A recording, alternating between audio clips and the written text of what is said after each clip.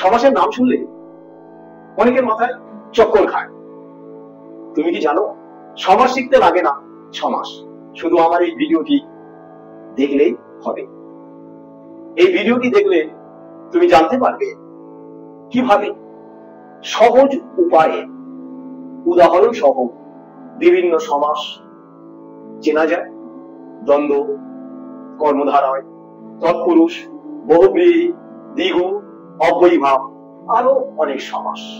তো চলো এক ঝটকায় আমরা চিনে নিই, আমরা বুঝে নিই সমাস শেখার রহস্য। স্কুল কলেজে যারা পড়ছো কিংবা যারা বিভিন্ন প্রতিযোগিতামূলক পরীক্ষার জন্য প্রস্তুতি নিচ্ছ, আমার এই আলোচনা সমৃদ্ধ ভিডিও তাদের সাফল্যে অবশ্যই চাবিকাঠি। এই ভিডিওটির মধ্য দিয়ে তোমাদের দূর হবে সমাস ভীতি, তা আমি নিশ্চিত করে বলতে পারি। এই ভিডিওটি শেষ পর্যন্ত দেখলে তোমরা জানতে পারবে সমাস বলতে কি বোঝায়, সহজ উপায়ে সমাস শেখার কৌশল এবং উদাহরণ সহ বিভিন্ন প্রকার সমাসের সংজ্ঞা। হ্যালো শিক্ষার্থী বন্ধুরা, মেঘনা স্যারের পাঠশালায় তোমাদের সবাইকে স্বাগত। আজ এই পাঠশালায় আমি তোমাদের জন্য নিয়ে এসেছি বাংলা ব্যাকরণের একটি অত্যন্ত গুরুত্বপূর্ণ বিষয় সমাস। সমাস শিখতে কিন্তু 6 মাস লাগে না। কি সমাস শিখবে তো? তাহলে খাতা কলম নিয়ে চটপট বসে পড়। আচ্ছা, যদি বলি রাজামশাই সিংহ চিহ্নিত আসনে বসে আছেন, আবার বললাম একটি বাক্য, রাজামশাই সিংহাসনে বসে আছেন, বলো তো দেখি কোন বাক্যটি শুনতে খুব ভালো লাগছে? নিশ্চয়ই দ্বিতীয় বাক্যটি, রাজামশাই সিংহাসনে বসে আছেন। তাহলে সিংহ চিহ্নিত আসন, এই বাক্যাংশটি সংক্ষিপ্ত আকারে হলো সিংহাসন।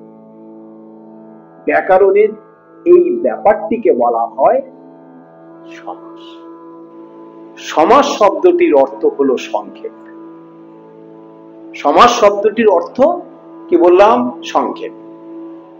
এই যে সিংহ চিহ্নিত আসন, এই বাক্যাংশটিকে সংক্ষিপ্ত আকারে আমরা বললাম কি? সিংহাসন। এই সমাসের প্রসঙ্গে আমরা কয়েকটি পরিভাষা একটু শিখে নিই। পূর্বপদ, পরপদ, সমাসবদ্ধ পদ, সমস্ত পদ, ব্যাস বাক্য, বিগ্রহ বাক্য। পূর্বপদ ও পরপদ কাকে বলে? সমাসবদ্ধ পদ বা সমস্ত পদ বিশ্লেষণ করা হয় যে বাক্যের মাধ্যমে, সেই বাক্যকে বলা হয় ব্যাস বাক্য, এবং এই ব্যাস বাক্যের প্রথম পদটিকে বলা হয় পূর্বপদ, পরের পদটিকে বলা হয় পরপদ। দেখো একটা উদাহরণ দিয়ে দেখিয়েছি, পিতা পুত্র, পিতা পুত্র। পিতা পুত্র হলো সমাসবদ্ধ পদ বা সমস্ত পদ, ঠিক আছে? পিতা পূর্বপদ, পুত্র পরপদ। পিতা ও পুত্র বাক্য, এই বাক্যটিকে, এই অংশটিকে, পিতা ও পুত্র, পিতা পুত্র, এই অংশটিকে বলা হয় ব্যাস বাক্য। কি বলা হয়? ব্যাস বাক্য, ঠিক আছে? তাহলে সমাসবদ্ধ পদটি যে বাক্য দ্বারা বিশ্লেষিত হয় তাকে বলা হচ্ছে ব্যাস বাক্য বা বিগ্রহ বাক্য। বিগ্রহ বাক্য, ঠিক আছে? এরপর আসছি সমস্যমান পদ। পূর্বপদ ও পরপদ প্রত্যেকটিকে বলা হয় সমস্যমান পদ, অর্থাৎ পূর্বপদ ও সমস্যমান পদ বলে, পরপদ ও সমস্যমান পদ বলে। তাহলে আমি কি বললাম? যে সমাসবদ্ধ পদ বা সমস্ত পদ যে বাক্য দ্বারা বিশ্লেষিত হয় সেই বাক্যটিকে বলা হয় ব্যাস বাক্য বা বিগ্রহ বাক্য। এই ব্যাস বাক্যের প্রথমে যে পদটি থাকে তাকে বলা হয় পূর্বপদ, পরের যে পদটি থাকে তাকে বলা হয় পরপদ, ঠিক আছে? এবং পূর্বপদ ও পরপদ প্রত্যেকটিকে বলা হয় সমস্যমান পদ। কখনো কখনো আমরা দেখব যে মধ্যপদ মাঝখানের যে পদটি সেই পদটিকে আমরা বলি মধ্যপদ। এবার আসি সমাসের শ্রেণীবিভাগ। আমি এখানে একটা সূত্রের আকারে সমাসের যে শ্রেণীবিভাগ সেই শ্রেণীবিভাগটি বলার চেষ্টা করব বা ধরার চেষ্টা করব। কি সেই সূত্র? পূর্বপদ, পরপদ,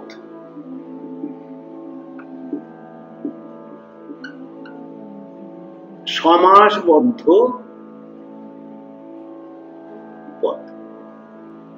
আমরা সব সময় এই সমাসবদ্ধ পদ এর কনটেক্সটে পূর্বপদ ও পরপদে কার প্রাধান্য পায় তার নিরিখে আমি সমাসের শ্রেণীবিভাগ করব। প্রথমে আসি দ্বন্দ্ব সমাস। দ্বন্দ্ব সমাসে সমাসবদ্ধ পদে পূর্বপদ ও পরপদ উভয়ের প্রাধান্য থাকে। জায়া ও পতি, জায়া ও পতি দম্পতি। আচ্ছা, এই দম্পতি শব্দে কার প্রাধান্য? দম্পতি বললে কি শুধু জায়া মানে স্ত্রীর কথা বোঝায়, স্ত্রীর অর্থ প্রাধান্য পায়? কিংবা দম্পতি বললে কি শুধু পতির অর্থ প্রাধান্য পায়? পতি মানে স্বামী, পায় না। তাহলে দম্পতি শব্দে বা দম্পতি পদে জায়ার যেমন প্রাধান্য, পতিরও তেমনই প্রাধান্য। দিন ও রাত্রি, দিন ও রাত, দিন রাত, দিন রাত। দিন রাত শব্দে দিনের যেমন প্রাধান্য আছে, রাতেরও প্রাধান্য আছে। ভালো মন্দ, ভালো মন্দ, ভালো মন্দ শব্দে ভালোরও যেমন প্রাধান্য, মন্দেরও তেমন প্রাধান্য। এই সমাসটিকে আমরা বলছি দ্বন্দ্ব সমাস। এরপর আসছি তৎপুরুষ সমাস। যে সমাসে পূর্বপদের বিভক্তি চিহ্ন লোপ ও পরপদের অর্থ প্রাধান্য। তাহলে কি হলো? পূর্বপদের বিভক্তি চিহ্ন লোপ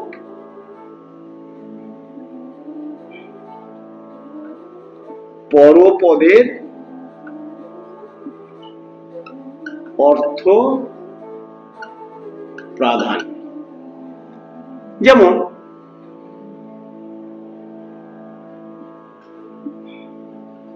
ছেলেকে ভোলানো, সমাসবদ্ধ পদ,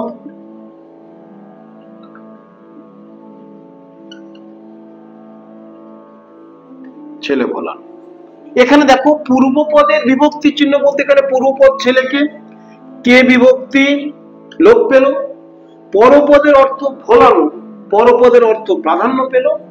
তাই এটাকে আমরা বলছি তৎপুরুষ সমাস। পূর্বপদের বিভক্তি চিহ্ন লোপ ও পরপদের অর্থ প্রাধান্য কোথায় হচ্ছে? সমাসবদ্ধ পদে। এই যে সূত্রটা, এটাই মনে রাখবে সব সময়ের জন্য।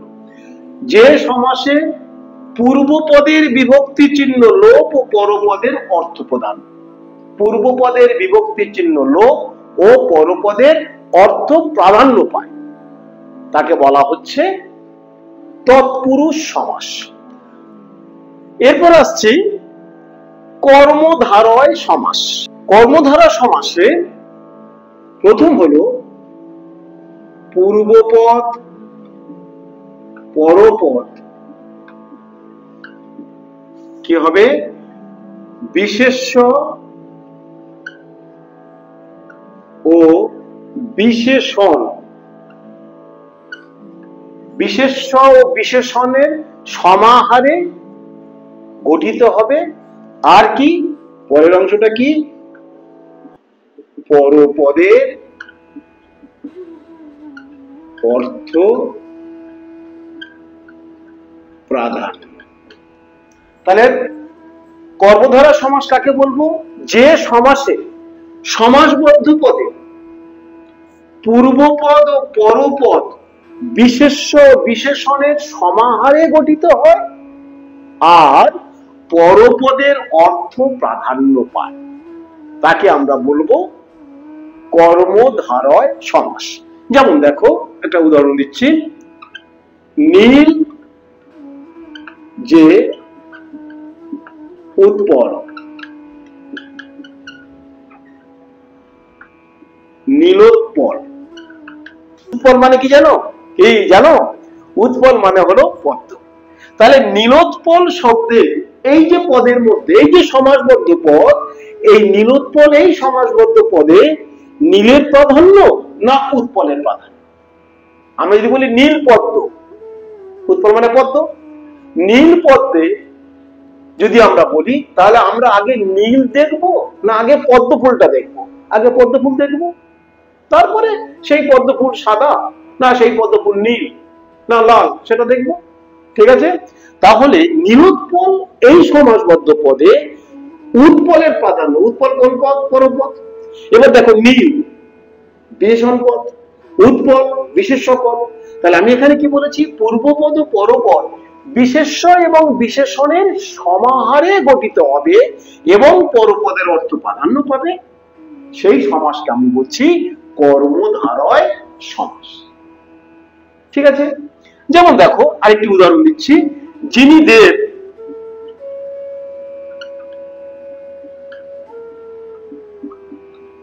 তিনি ঋষি। আমরা কি বলি? দেবর্ষি। তাহলে দেব এবং ঋষি, যিনি দেব তিনি ঋষি।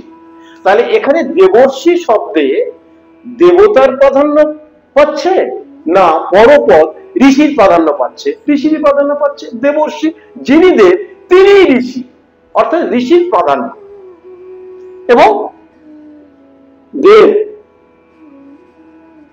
এই পদটি হলো বিশেষ্য পদ, ঋষি এই পদটি হলো বিশেষ্য পদ।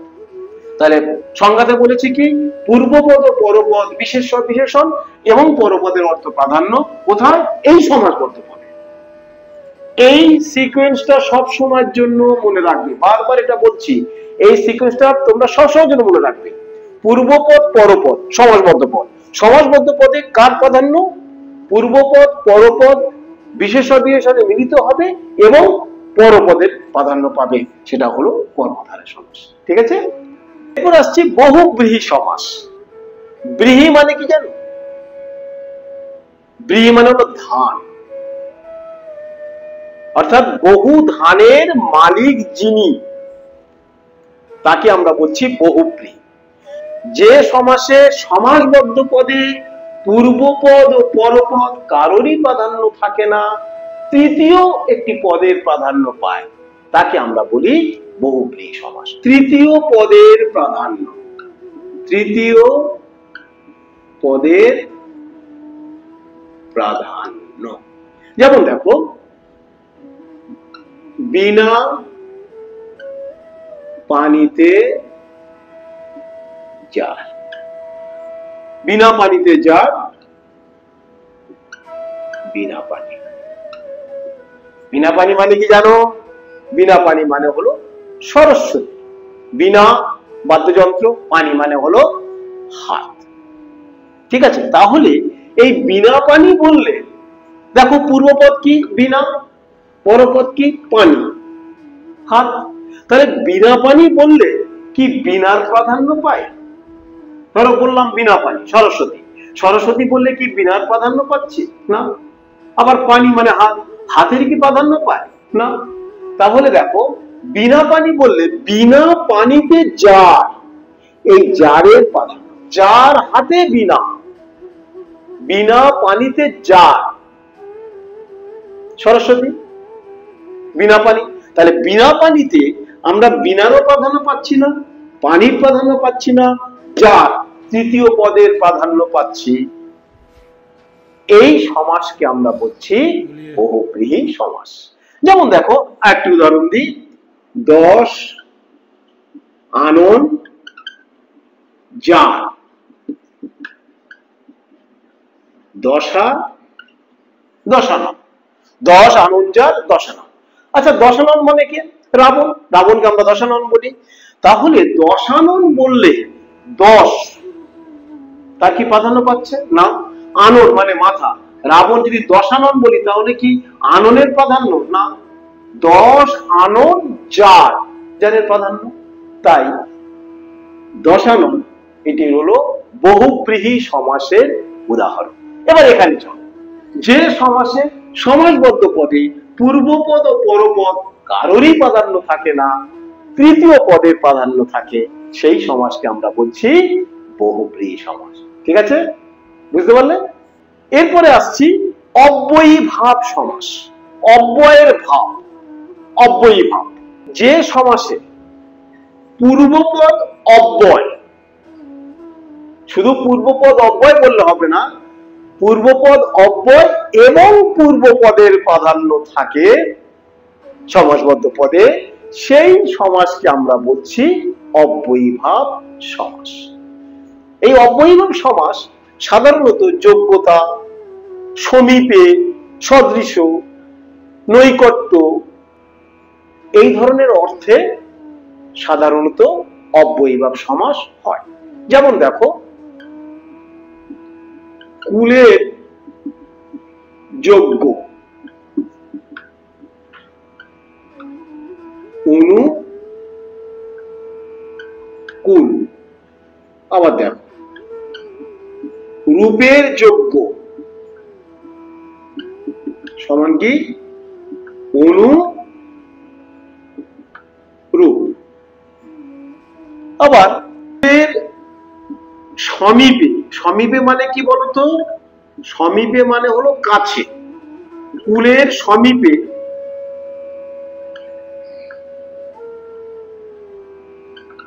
উপকূল। তাহলে দেখো, কুলের যোগ্য অনুকূল, রূপের যোগ্য অনুরূপ, কুলের সমীপে মানে কাছে, উপকূল। ঠিক আছে। নগরীর সদৃশ, উপনগরী। পূর্বপদ অব্যয় এবং পূর্বপদের অর্থ প্রাধান্য পায়, সেই সমাসকে আমরা বলছি অব্যয়ীভাব সমাস। ঠিক আছে। দ্বিগু সমাস। দ্বিগু সমাস, দ্বিগু সমাস হলো পূর্বপদ সংখ্যা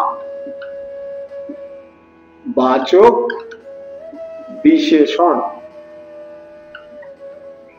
পরপদ বিশেষ্য, সমাসবদ্ধ পদ সমাস। দেখো, সপ্ত অহের সমাহার, সপ্তাহ। সপ্ত মানে কি? সাত। অহ মানে দিন, সমাহার সপ্তাহ। তাহলে আমি কি বলেছি? পূর্বপদ সংখ্যা, পরপদ বিশেষ্য পদ, সংখ্যাবাচক বিশেষণ, পরপদ বিশেষ্য পদ, এবং এই যে সমাসবদ্ধ পদ সমাহার বোঝায়। সপ্ত অহের সমাহার, সপ্তাহ। এরপর আসছি নিত্য সমাস। নিত্য সমাস, নিত্য সমাস কি? নিত্য সমাসের প্রথমেই বলবে যে সমাসে কোনো ব্যাস বাক্য হয় না। ব্যাস বাক্য হয় না, অন্য জন্ম, জন্মান্তর। দেখো, জন্মান্তর মানেই হলো অন্য জন্ম। তাহলে দেখো, এ কোনো ব্যাস বাক্য হলো না, কোনো গ্রাম, গ্রামান্তর। আরেকটি সমাস দেখো, অলোপ সমাস। অলোপ, অলোপ সমাস হলো যে সমাসে পূর্বপদের বিভক্তি চিহ্ন লোপ পায় না। নয় লোপ অলোপ। নয় লোপ, কি লোপ হয় না? পূর্বপদের বিভক্তি চিহ্ন লোপ নেই। মাটির মানুষ।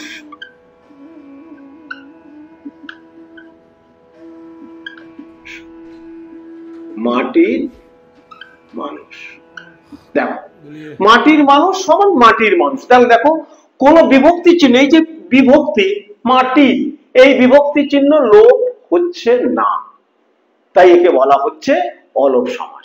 আরেকটি সমাস আছে বাক্যাশ্রয়ী সমাস। দেখো বাক্যাশ্রয়ী সমাস কি? যে সমাস এই সমাসবদ্ধ পদে কোনো বাক্যের অংশ থাকে, বাক্যাশ্রয় অর্থাৎ খণ্ড বাক্য থাকে, সেই সমাসকে আমরা বলছি বাক্যাশ্রয়ী সমাস। যেমন যে কমিটি সবুজ বাঁচায় সেটাকে আমরা কি বলছি? সবুজ বাঁচাও কমিটি। বসে আঁকো প্রতিযোগিতা, বসে আঁকা হয় যে প্রতিযোগিতা তাকে বলা হচ্ছে বসে আঁকো প্রতিযোগিতা। ঠিক আছে, তাহলে আজ আমরা জানলাম সমাস কাকে বলে, পরস্পর অর্থ সম্বন্ধযুক্ত দুই বা ততোধিক পদের মিলনকে বলা হয় সমাস। সমাস শব্দটির অর্থ হলো সংক্ষেপ। সমাস শব্দটির প্রকৃতি প্রত্যয় হলো সম্পূর্বক অস যোগ ঘং। সমাসকে আমরা কয়েকটি শ্রেণীতে ভাগ করতে পারি: দ্বন্দ্ব সমাস, তৎপুরুষ সমাস, কর্মধারয় সমাস, বহুব্রীহি সমাস, অব্যয়ীভাব সমাস, দ্বিগু সমাস, অলোপ সমাস, নিত্য সমাস এবং বাক্যাশ্রয়ী সমাস। এবং সবসময় আমরা দেখব যে সমাসবদ্ধ পদে কখনো পূর্বপদ ও পরপদ উভয়ের প্রাধান্য পায়, একমাত্র পূর্বপদের প্রাধান্য পাচ্ছে অব্যয়ীভাব সমাসে। দ্বন্দ্ব সমাসে উভয় পদের প্রাধান্য পায়। ঠিক আছে, আর সমস্ত সমাসে কর্মধারয়, তৎপুরুষ এবং বহুব্রীহি সমাসে এগুলো সব হয় দ্বিতীয় পদ কিংবা অন্য পদ। কারণ বহুব্রীহি সমাসে তৃতীয় পদের প্রাধান্য পাচ্ছে, কর্মধারয় এবং তৎপুরুষ সমাসে পরপদের প্রাধান্য পায়। তাহলে আজ এই পর্যন্ত। তোমাদের যদি কোনো জিজ্ঞাসা থাকে অবশ্যই তোমরা কমেন্ট সেকশনে আমাকে জানাবে। আর কোন বিষয়টি তোমাদের সামনে হাজির করলে তোমাদের সুবিধা হবে সেটা অবশ্যই তোমরা কমেন্ট সেকশনে জানাবে। আমি সেই মতো তোমাদের জন্য ভিডিও নিয়ে হাজির হব। আজ এই পর্যন্ত, দেখা হবে পরের ক্লাসে অন্য কোনো বিষয় নিয়ে। কেমন? টাটা, চলো।